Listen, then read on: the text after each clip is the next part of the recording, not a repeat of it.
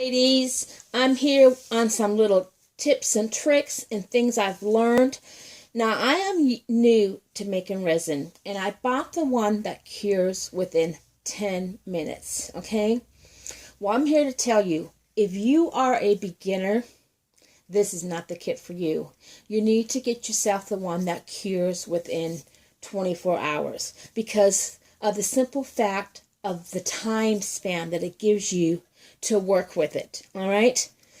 The one for 10 minutes is for people that have been doing this for a while. And I'm saying this because when I was using the 10-minute kit, I was a little slow because I'm trying to fill up all the little ridges here and the little crevices.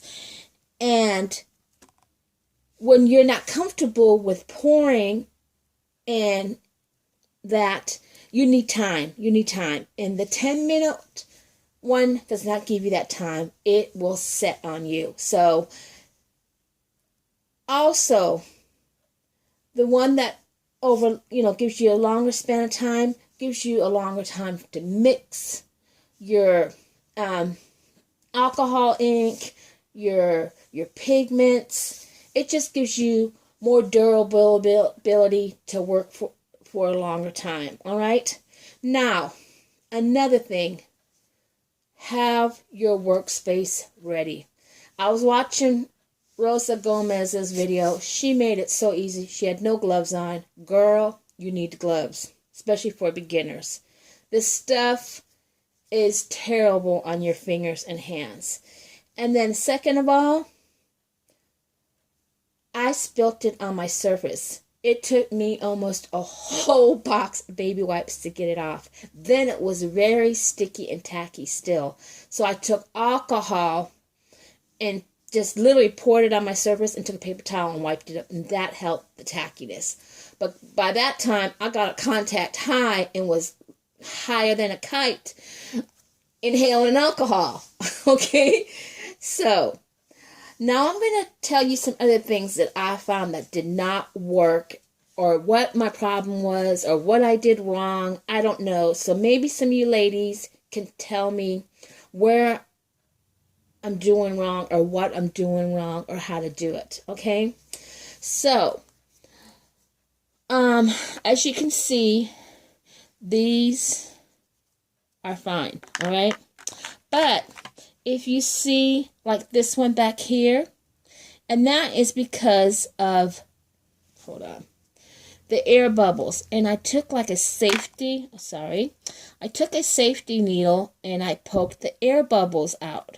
But as you can see, when it hardened, you can see where I poked the air bubbles. So how do I prevent that? Now I know with the longer curing one, like I said, that's why it's not for beginners. You got to get the long curing. You can mix it, let it sit for like 10 minutes, and then the air bubbles will rise to the surface, and then you can blow them out with a straw. With this 10-minute fast curing one, I don't know how to do that. Okay, and like I said, I used a safety needle and poked out the air bubbles, but then as it hardened, you can see that. Don't like that, okay? Or like, let's see, I think one of them you can see, and then there's an air, even though it's smooth, you can see that air bubble in there, all right? And you can probably see where I poked the air bubble out of this one too, okay? And then another one, I don't know what I was doing, but you would think I had a chemistry up in here, okay? I used this at one time to color the, part A to give it a color. And then, of course, I added my part B, and I started stirring. Then I poured it into my molds.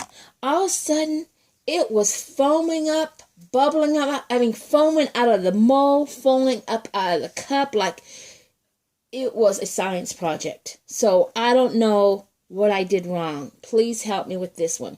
Also, I used the neon food coloring gels. the same thing happened. It foamed up, it bubbled up, it oozed all out of my molds. It was a mess. And I also had these inks, and somehow it did the same thing. But I used eyeshadow and pigments, and I even used my mix, a glitter mix that I made, and they work fine. And as you can see, they work fine. So this is an eyeshadow, and it worked fine. But using inks, I don't know if it's the inks or if it's the food coloring or if I mixed it wrong. I don't know. It was hilarious, okay? But eyeshadow, oh my God. Because I had these pigments. I got these in a personal swap.